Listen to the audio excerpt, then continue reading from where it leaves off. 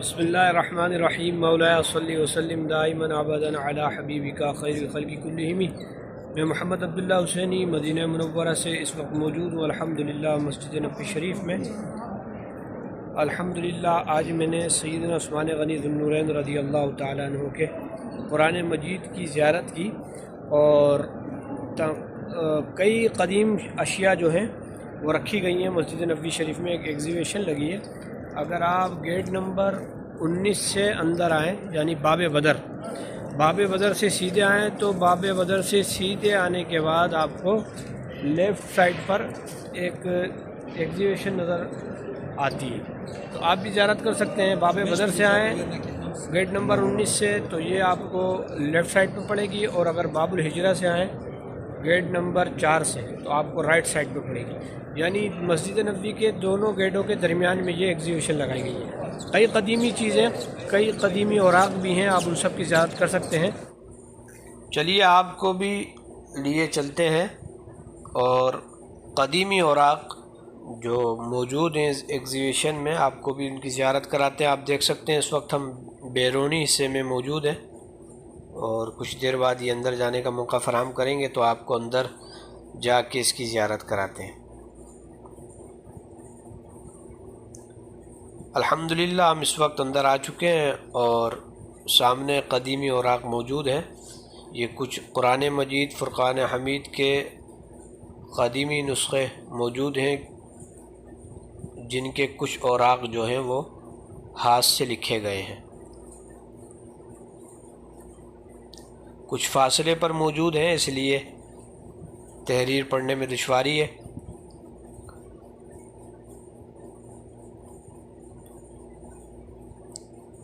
اسی کے ساتھ دیوار پر جو ہے وہ کچھ قدیمی اوراق جو ہیں وہ رکھے گئے ہیں، اور یہ کچھ فقہ کی کتابیں ہیں جو کہ قدیمی اوراق بھی اس میں موجود ہیں۔ کچھ جدید نسخے ہیں مگر ان کے ساتھ جو ہے وہ کچھ قدیمی اوراق بھی رکھے گئے ہیں۔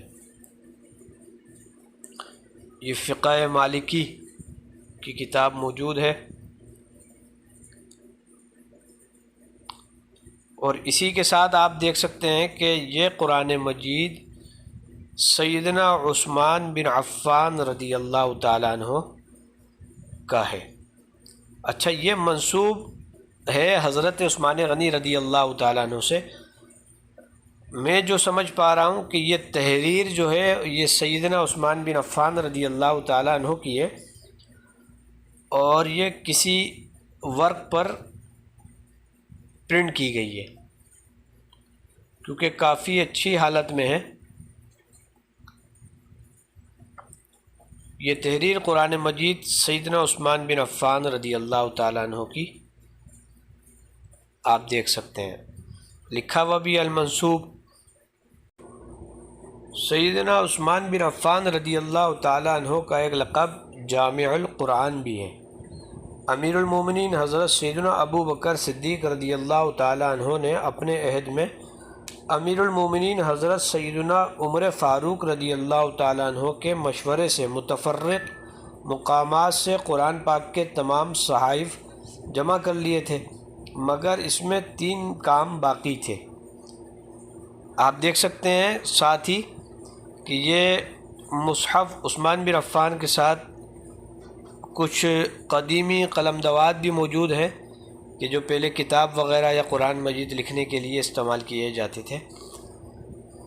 تو جیسا کہ آپ نے سنا کہ حضرت صدیق اکبر رضی اللہ تعالیٰ عنہ اور حضرت عمر رضی اللہ تعالیٰ عنہ کے مشورے سے متفرق مقامات سے قرآن پاک کے تمام صحائف جمع کر لیے تھے، مگر اس میں 3 کام باقی تھے۔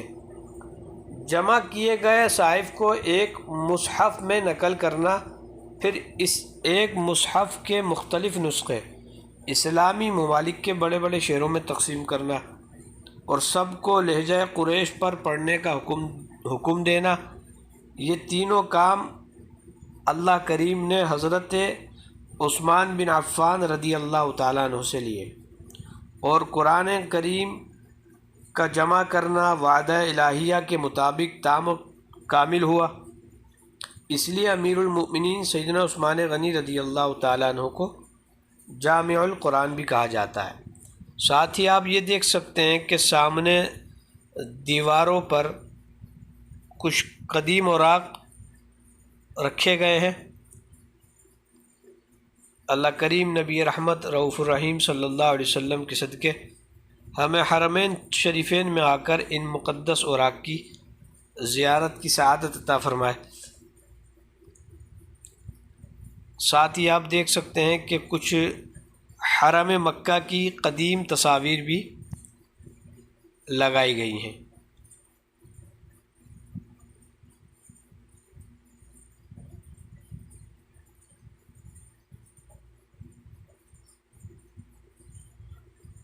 قرآن حکیم وہ کتاب ہے جسے اس کائنات کے خالق و مالک نے اشرف الانبیاء حضرت محمد صلی اللہ علیہ وسلم پر نازل فرمایا۔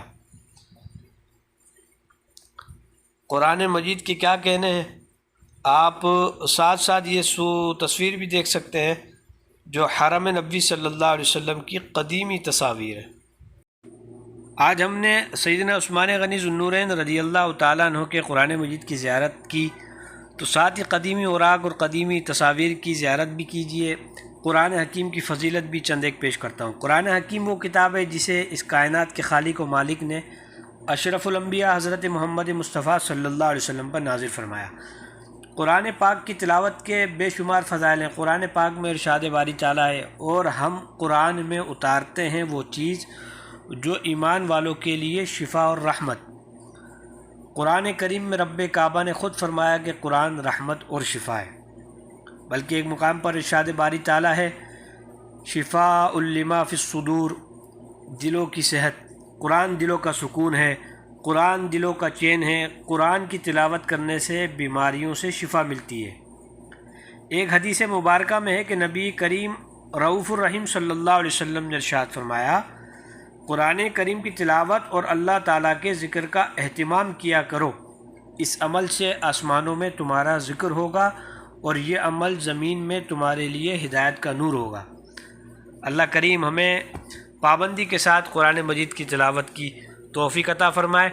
میں نے کچھ قدیمی تصاویر، قدیمی اوراق اور سیدنا عثمان غنی ذو النورین رضی اللہ تعالیٰ عنہ کے قرآن مجید کی آپ کو زیارت کروائی۔ دعا اللہ کریم سے کہ اللہ کریم یہ زیارت آپ کو مدینہ منورہ میں آ کر کرنے کی توفیق عطا فرمائے۔ میرے یوٹیوب چینل کو سبسکرائب کیجئے، ویڈیو کو شیئر کیجئے۔ اللہ کریم سے دعا ہے کہ اللہ کریم آپ سب کو حاضرین مدینہ عطا فرمائے۔ ملتے ہیں اگلے ولاگ میں۔ والسلام علی الاکرام۔